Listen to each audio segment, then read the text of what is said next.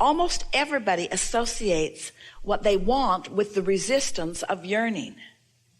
And so we want to clarify something. When you give up resistance, sometimes it feels like you've let go of your desire, but you haven't. You've let go of the resistance of the desire. Does that make sense to you? It's not that you've stopped caring. You don't stop caring because once it's in the vortex, the larger part of you is caring really a lot. It's that you've just associated caring with yearning. So don't say that you've stopped caring, because your desire is not only still there, it has evolved. And so as your inner being is calling you from where you are to where you want to be, depending upon your level of resistance, your desire does look different. For example, let's say that you want prosperity, but you've been believing for a long time that you don't have the right occupation, or you don't have the right education, or you don't have the right placement in life. So you've got beliefs that don't allow you to move freely to this desire. So your inner being is calling you to the desire, but you can only translate it through the lens of your beliefs. So it changes continually. The more resistance you let go of, the more open-ended it all feels, and the more you begin to believe in the bigness of everything that you desire. So I'm getting closer to clarifying what I want, closer to vibrating in harmony with what I want, closer to getting what I want, closer to being in the receptive mode, so that I am moving along to that sweet spot of what I want. Translating thoughts to things. Let's clarify this. So you've been putting things in the vortex, and now it's bubbled into some significant, what you want to call dreams, or what some want to call goals. There's a lot there, and it's big. You're putting more into it, more definition into it, more intricacy, more specifics into it. So it is morphing, but it's not changing so much that we even need to call it changing. It's just being shored up. It's just transmitting a stronger signal. It's just getting itself to be more ready for you to be ready for it. So the question isn't about what it's doing. Let's not talk about whether it's changing. Let's talk about your path of least resistance to it. Now, this was a new conversation that we just began having today in this strong way. It's your readiness that is changing, not your dream. Your dream is changing, but it was big a long time ago. In other words, it's time for you to begin letting it be yours. It's you that's changing. So, are you getting that? It's you that's changing. So if you could stop being unhappy about the situation that is causing you to make the change to get to it. Oh, there it is. Instead, you want to bless this resistance, because that's what's helping you to make the change in you, that's getting you all the way to these things that you really want, to all that you want to be. If you heard that, we are so happy. You are the one changing. You are becoming less resistant all the time. And you know how you're becoming less resistant? By moving through resistance. As you move through something that feels like a struggle, you make more definition about who you are and what you want. As things don't go quite the way you want them to, you more clearly define what you want. Now here's the thing. Your definition is not changing that. That's already there. What's changing is the resistance in you. Did you hear it that time? What's changing is the resistance in you. So you really want to say, just bring it on. I'm eager to learn. I'm eager to know. I'm eager to grow. I'm eager to become. I'm eager for whatever it takes for me to line up with this. And then, of course, do all the things we've been talking about. Talk about that. Talk about that. Talk about how you think that might feel. Use all the good words and all the good visualization that you can about it. But most of all, just chill out. Step 3 is your primary work. Step 1 is ask. You can't stop doing that. Step 2 is source has already answered, and the vortex has already been created, and your vibrational reality already exists. Step 3 is the get happy part, the let go of the cork part, the feel as good as you can feel part in any moment that you can. Step 4 is get really good at step 3. That's all step 4 is. Step 4 is just being really good at step 3, mastering step 3, which means care so much about how you feel that when a thought comes, and they will, that don't feel so good, that you deliberately divert your attention. And then step 5 is our favorite step, really. That's where You're no longer mad at yourself when you're back in step one. Because of what we just said, you understand the value of contrast.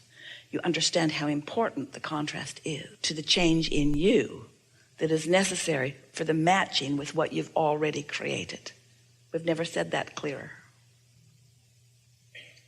And yet, you're so quiet.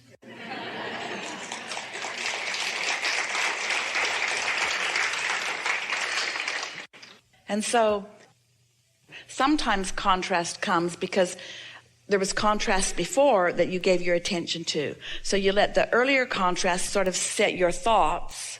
You sort of were responding more than you meant to thoughts, and then more contrast comes like it. But in any case, every time contrast comes, there's clarification of desire. And anytime there's clarification of desire, there's a higher probability that you can hold your thoughts on what you want.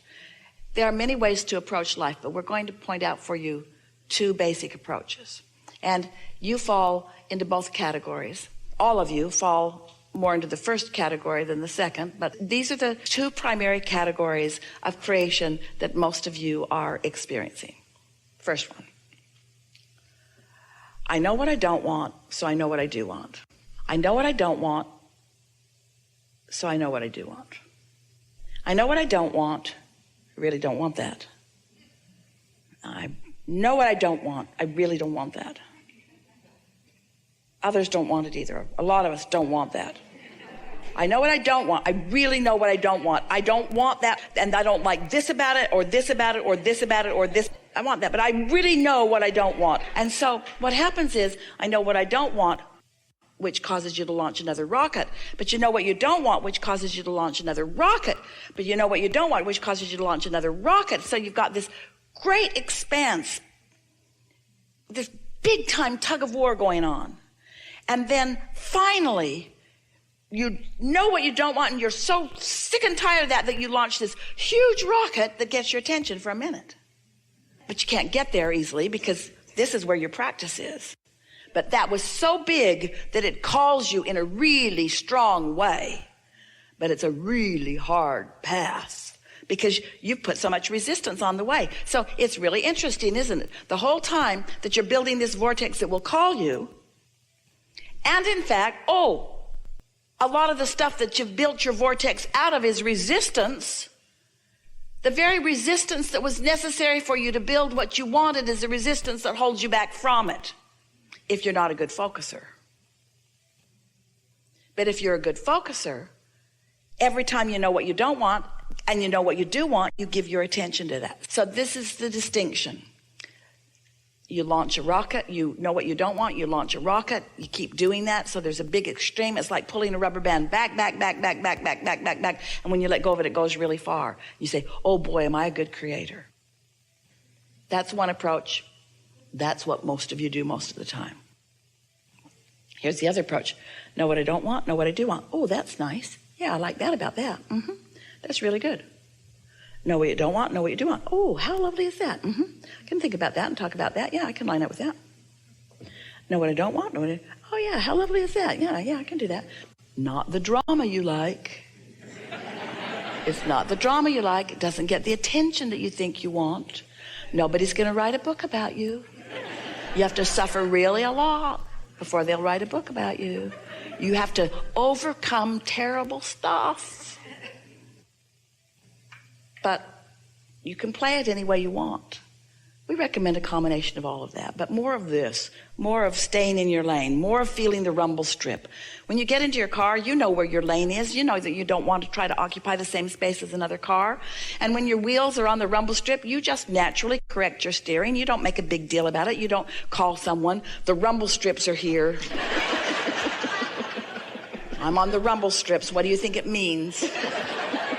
What do you think I should do? I don't know. I don't know how they got here. I'm sure I was watching what I was doing. I'm just sure I was watching what I was doing. Nope. It just came out of the blue. Nope. Rumble strips are right there. What should I do? What should I do? All four wheels are on the other side of the rumble strip. Yeah. That ever happened to you? Really? What happened? I'm in the ditch. What should I do? What should I do? What? Watch the bridge, watch, what?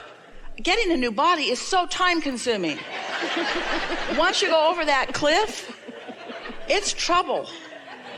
Where all you had to do is feel the rumble strip and do what you naturally do. You just correct your steering. You don't make a big thing about it. You accept it as guidance and you utilize it well.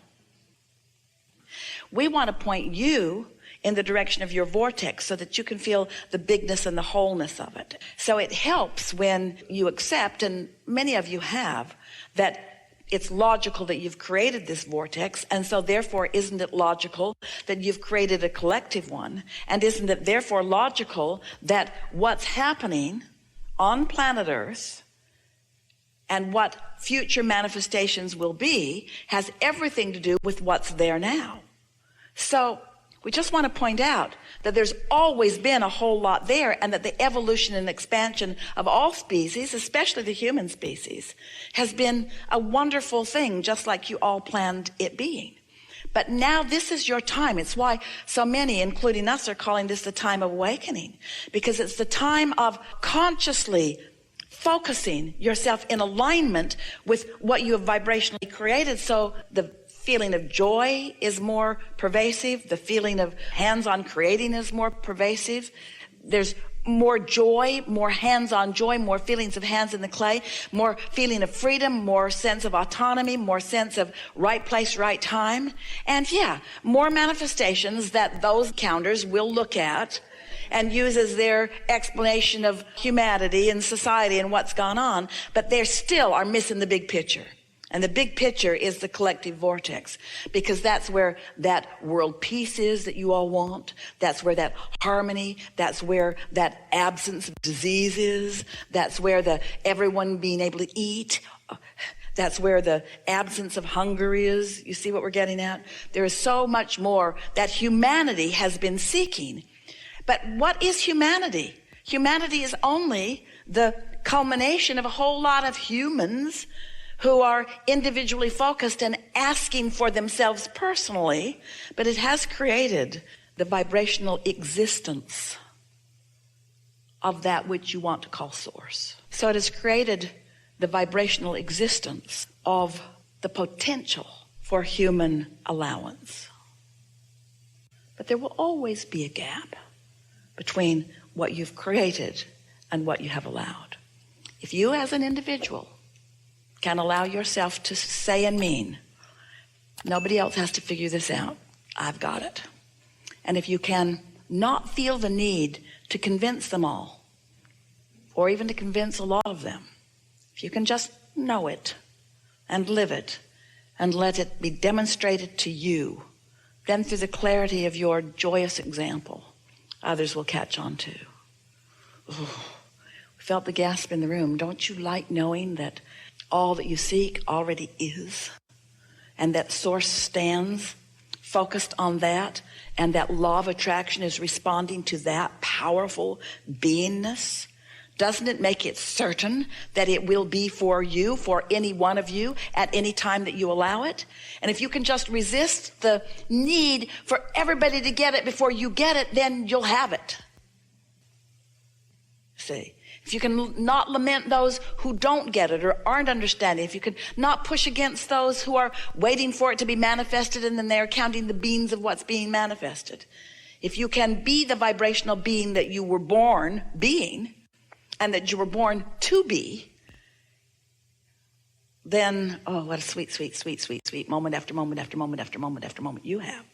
And all anxiety just falls by the wayside, because you know everything's always working out for you. And not just yous. Everything's always working out for yous. For yous. Everything's always working out for yous, for us. Everything's always working out for all of us, you see. And so, oh, isn't that nice? Don't you like knowing that?